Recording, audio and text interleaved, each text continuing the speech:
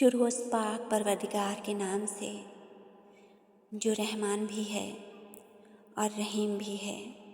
اتنا رحمان، اتنا رحیم کہ جب وہ اپنے بندے کے دل میں کوئی خواہش ڈالتا ہے تو ساتھ ہی اس خواہش کو مانگنے کا طریقہ بھی سکھا دیتا ہے۔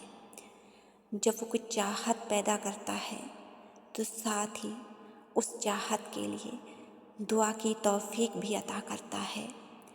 جب وہ بندے کو دکھ اور درد سے آشنا کرتا ہے تو یہی آشنائی اس کے بندے کے لیے عرفان الہی کا دروازہ کھول دیتی ہے۔ کبھی دل میں خواہش جاگتی ہے، کبھی کوئی تمنا پلکوں پر بسیرا کرتی ہے، کبھی کوئی دعا بار بار لبوں پر آتی ہے۔ یہ سب کچھ دراصل اس رب کی رحمت کا کرشمہ ہے جو چاہتا ہے کہ بندہ اس کے قریب آئے، اس سے مانگے اور اس پر بھروسہ کرے۔ بڑی ہی معتبر ہوتی ہیں وہ خواہشیں، وہ تمنائیں، وہ دکھ اور وہ غم کے لمحات جو انسان کو اللہ سے جوڑ دیتے ہیں، جو انسان کو دعاؤں سے جوڑ دیتے ہیں، دل کی دھڑکنوں کو رب بزرگ و برتر کے عرفان سے ہم آہنگ کر دیتے ہیں۔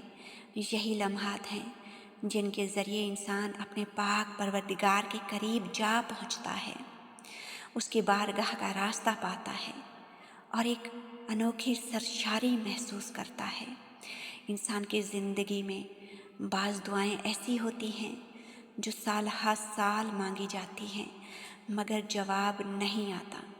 بعض تمنائیں ایسی ہوتی ہیں جو ہمیں ناممکن لگتی ہیں اور دل کہتا ہے کہ شاید یہ کبھی پوری نہ ہوں، لیکن جب دل تھک ہار کر اس یقین تک پہنچتا ہے کہ کوئی خاص وقت ہے، کوئی خاص لمحہ ہے، کوئی خاص نماز ہے جس میں اللہ سے مانگا جائے تو وہ ضرور عطا کرتا ہے، تو یہ یقین انسان کو رات کے آخری حصے میں جگا دیتا ہے۔ یہی وہ لمحہ ہے جب بندہ رات کے تیسرے پہر اپنے رب کے دربار میں حاضر ہوتا ہے۔ دنیا سو رہی ہوتی ہے، فضاؤں پر خاموشی طاری ہوتی ہے، لیکن اس خاموشی میں ایک عجیب سی روشنی چھپی ہوتی ہے۔ دل کو سکون ملتا ہے، نگاہوں کو امید کی کرن دکھائی دیتی ہے اور روح کو بھروسہ ملتا ہے۔ سب سے بڑھ کر یہ وہ وقت ہے جب اللہ کا قرب نصیب ہوتا ہے، وہ قرب جو دنیا کی کسی نعمت سے نہیں خریدا جا سکتا۔ یہ وہ وقت ہے جس کے بارے میں اللہ خود فرماتا ہے کوئی مانگنے والا کہ میں عطا کروں، ہے کوئی بخشش طلب کرنے والا کہ میں بخش دوں۔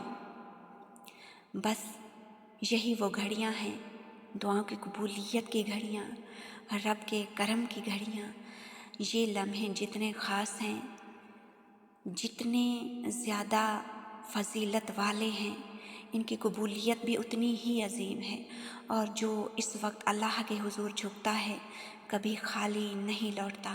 کچھ لوگ دنیا مانگتے ہیں تو دنیا مل جاتی ہے، اور جو لوگ آخرت کی بھلائی مانگتے ہیں تو اللہ تعالیٰ ان کی آخرت سنوار دیتا ہے۔ یوں لگتا ہے کہ یہ رات کا لمحہ ہی دراصل انسان کی حقیقی زندگی کا سب سے قیمتی خزانہ ہے، ایک ایسا خزانہ جو نہ ختم ہوتا ہے، نہ چھن سکتا ہے، اور نہ ہی اس کی چمک کبھی مدھم ہوتی ہے۔ آج کا ہمارا موضوع ہے تہجد کا پہلا دن، تہجد کی پہلی حاضری۔ یہ وہ لمحہ ہے جب بندہ اپنے اندر ایک عجیب سی کشمکش لیے اٹھتا ہے۔ دل میں سوال ہے، نیت کیسے کروں، کتنی رکعت پڑھوں، کیا کیا پڑھوں، کون سا وقت زیادہ افضل ہے، کون سی تسبیحات پڑھوں، کیا کیا مانگوں، کیا طلب کروں۔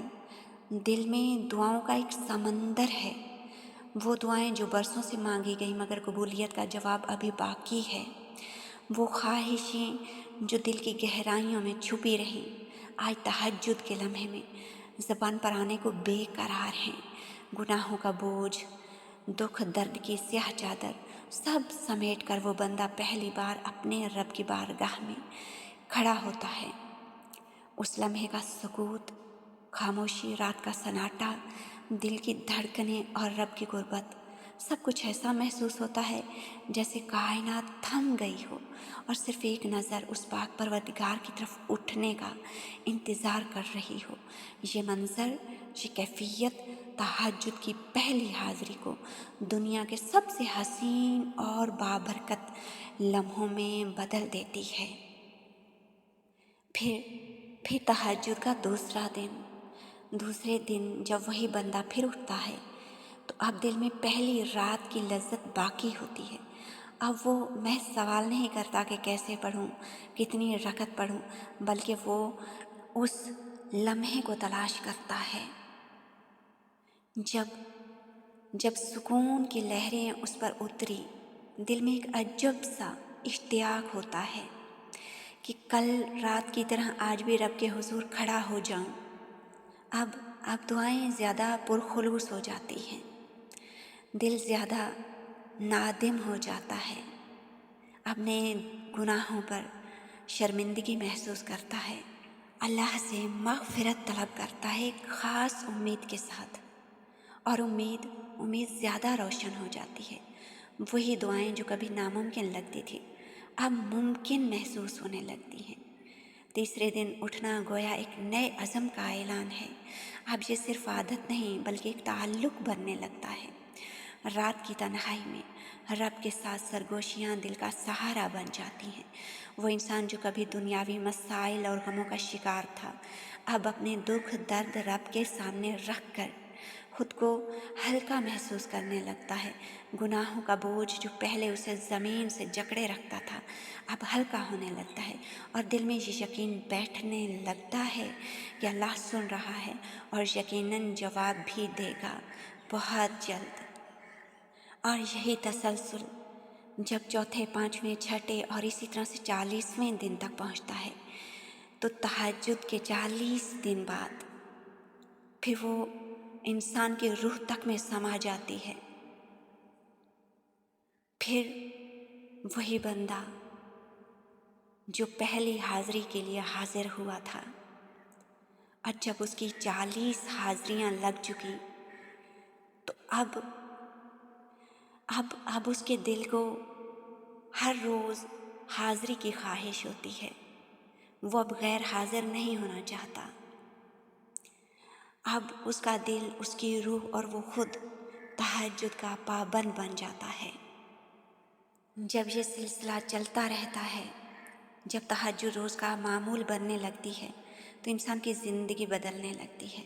दिल को सुकून मिलता है जो दुनिया की किसी दौलत में नहीं। आँखों में एक रोशनी आती है, पेशानी पर एक नूर झलकने लगता है, गुनाहों का बोझ घुलने लगता है और दिल की सख्ती नरमी में ढल जाती है। दुआओं के कबूल होने का यकीन, सब्र की ताकत, उम्मीद की रोशनी, सब कुछ बढ़ने लगता है। और फिर बंदा ये समझने लगता है कि असल दौलत दुनिया नहीं बल्कि अल्लाह की कुर्बत है। तहज्जुद की ये मुसलसल हाज़िरियाँ इंसान को बदल देती हैं, उसकी ज़िंदगी बदल देती हैं।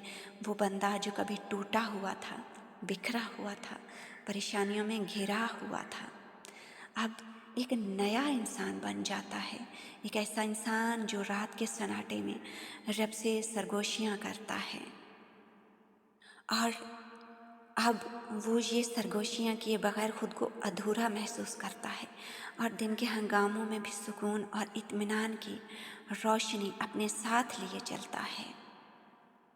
एक तहज्जुद गुज़ार के जो एहसासात, जज्बात मैंने बयान किए हैं, आप मुझे कमेंट सेक्शन में ज़रूर बताइएगा कि आप में से किस किस के एहसासात और जज्बात बिल्कुल ऐसे ही थे जब आपने तहज्जुद पढ़नी शुरू की, या अभी आपने तहज्जुद पढ़नी शुरू की है तो आपको कैसा महसूस होता है। और जो लोग बहुत पहले से तहज्जुद पढ़ रहे हैं, जो तहज्जुद के पाबंद हैं, उनको कैसा महसूस होता है, उन्होंने अपनी ज़िंदगी में क्या क्या तब्दीलियाँ महसूस की हैं। तहज्जुद से पहले वाली ज़िंदगी और अब तहज्जुद के पढ़ने के बाद वाली ज़िंदगी में क्या फ़र्क महसूस करते हैं आप लोग, कमेंट सेक्शन में लाजमी बताइएगा।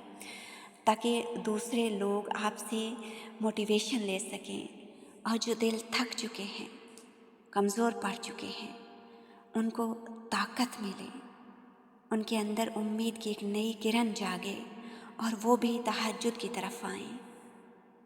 जो दुआएं, जो ख्वाहिशें, जो चाहतें आपके दिल के अंदर छुपी हैं, कभी कोई एक ऐसी ख्वाहिश, कोई एक ऐसी दुआ होती है जो इंसान को सारी दुनिया की खुशियों पर भारी लगती है।